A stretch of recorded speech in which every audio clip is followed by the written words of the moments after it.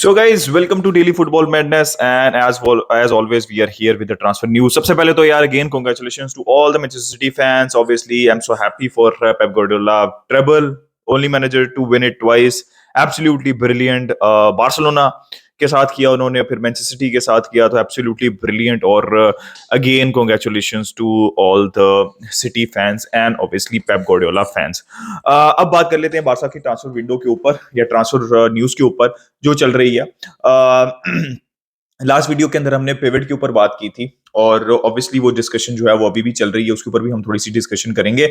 लेकिन आज की वीडियो जो है वो सबसे पहले हम डिस्कशन करेंगे, कुछ प्लेयर्स का नाम आ रहा है कि they will be going out. अच्छा, इन प्लेयर्स का जिनका भी नाम आ रहा है हम अभी डिस्कशन करते हैं, लेकिन it's not a surprise, right.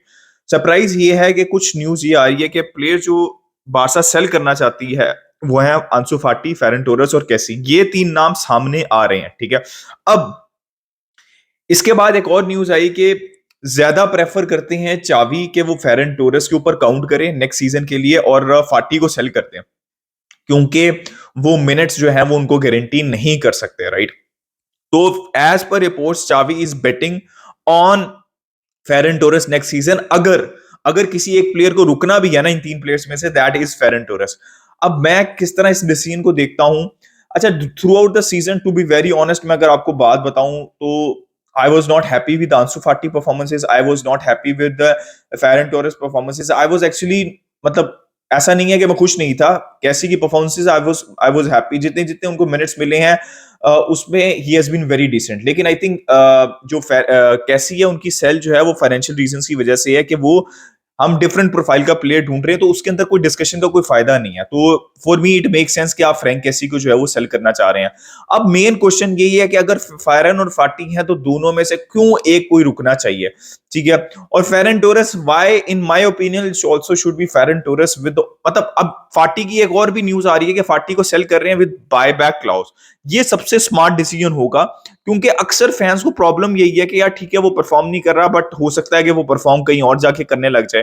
तो उस केस के अंदर बाय बैक क्लॉज अगर बारसा रखती है तो that would be a very very very smart move. और आई थिंक फिर बारसा फैंस को भी उतना इशू नहीं होना चाहिए इस केस के अंदर. अब क्यों फेरन टोरेस को रुकना चाहिए और फाटी को क्यों जाना चाहिए यार. एक तो हमने पूरी इंस्टॉलमेंट भी फेरन टोरेस की पे नहीं की, तो फाइनेंशियल फेयर प्ले में कोई हेल्प आपको खास होने वाली नहीं है, ठीक है. उसके अलावा फेरन टोरेस इज मोर इंक्लाइंड और ज्यादा उनके लिए आसान है, इवन चावी के लिए भी आसान है. और हमने इस सीजन देखा भी है कि अगर उनको बेंच पे भी बैठना पड़े, आंसू फाटी और उनके पापा जी के लिए इतना आसान नहीं है, और ये हमने देखा है इस सीजन. तो ये दूसरा बात मैं आपको बता देता हूं. लेकिन द मोस्ट इंपॉर्टेंट थिंग जो वो पहली ही है कि फाइनेंशियल फेयर प्ले के अंदर आंसू फाटी के जितने पैसे आपको मिल सकते हैं उतने फेरन टोरेस के पैसे आपको नहीं मिल सकते. और अगर दोनों के सेम, लेट्स सपोज के दोनों के सेम पैसे भी मिल जाते हैं, तो फिर भी फाइनेंशियल फेयर प्ले में आंसू फाटी को लेके ज्यादा हेल्प होगी, बिकॉज अभी फेरन टोरेस की जो भी इंस्टॉलमेंट्स है, पैसे हैं, वो पेंडिंग है, ठीक है. और आपके जो है वो एकेडमी प्लेयर है आंसू फाटी, उसके अंदर फाइनेंशियल फेयर प्ले में बहुत ज्यादा हेल्प होती है. तो आई कैन अंडरस्टैंड के टेक्निकली भी. और एक और तीसरी चीज भी मैं आप लोगों को इस केस के अंदर बता देता हूं कि मैं थ्रू आउट द सीजन कहता रहा हूं कि फेरन टोरेस कॉन्फिडेंस लैक करते हैं, फिनिशिंग लैक करते हैं, लेकिन जब वो पिच के ऊपर होते हैं ना तो टीम डिसकनेक्टेड नहीं नजर आती, ठीक है. रिदम ब्रेक नहीं होता. आंसू फाटी का सबसे बड़ा issue through out the season ये रहा है कि रिदम ब्रेक हो जाता है बारसा का जब वो पिच के ऊपर रहता है. गोल स्कोर करना, लेकिन रिदम आपकी एज अ यूनिट आपका रिदम ब्रेक ना हो, that is the most important thing. तो अभी भी मैं बिलीव रखता हूं कि फेरन टोरेस जितना भी खेलते हैं रिदम ब्रेक नहीं होता बारसा का. तो ये चावी भी देखते होंगे और साथ साथ जो है वो फाइनेंशियल रीजनिंग भी देखी जाती होगी, ठीक है. तो मेरा ये ओपिनियन है सिंपल सा, और I absolutely agree with this news अभी तक के लिए जो भी न्यूज है.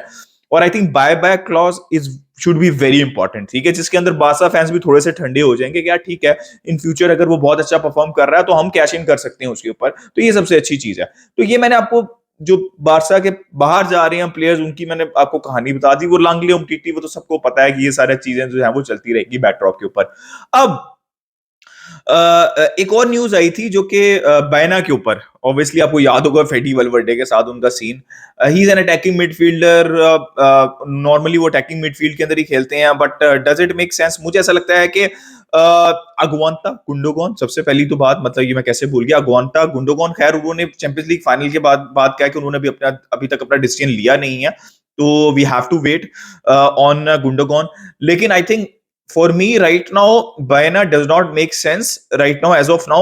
But I think बारसा को एक प्लान बी भी रखना चाहिए कि अगर गुंडोगॉन नहीं होता, जो कि पॉसिबिलिटी है, गुंडोगॉन नहीं हो पाता, मेसी वो मतलब ट्रिपल जीत चुके हैं, वो रुक जाए वहां पे गुंडोगॉन जो है वो सिटी के अंदर, तो देयर इज अ पॉसिबिलिटी, तो एक प्लान बी होना चाहिए।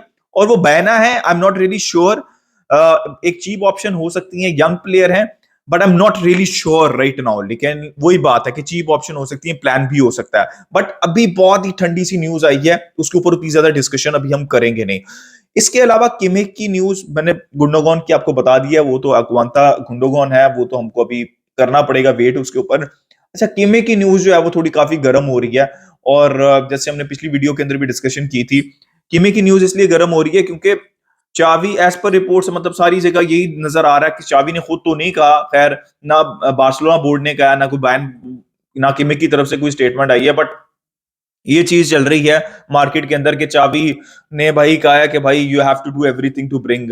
अब इसके अंदर एक ही चीज हो सकती है कि अगर चावी, अगर ये जो न्यूज है वो ट्रू है, तो चावी अगर पुश कर रहे हैं तो उसके अंदर एक ही चीज हो सकती है कि चावी हैड ऑलरेडी अ डिस्कशन, जिस तरह उनकी लेवेंडोस्की के साथ डिस्कशन हुई थी, और ही नो समथिंग जो कि हम सब नहीं जानते, ठीक है, कि ही विल पुश।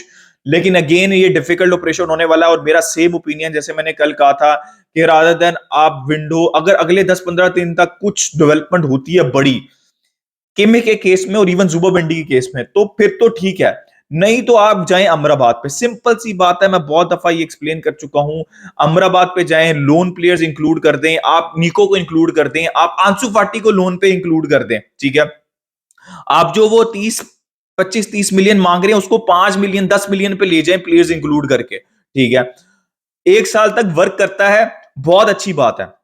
नहीं वर्क वर्क करता तो आपके प्लेयर्स डेवलप होकर वापस आ जाएंगे, और आप आराम से दोबारा से अमराबाद को 30-35-40 मिलियन में दोबारा बेच देंगे, और आप शायद फाइनेंशियली बेहतर पोजीशन में हो टू साइन अदर प्लेयर्स जो कि आपकी प्रोफाइल, जो जिस प्रोफाइल के प्लेयर्स आप चाहते हैं।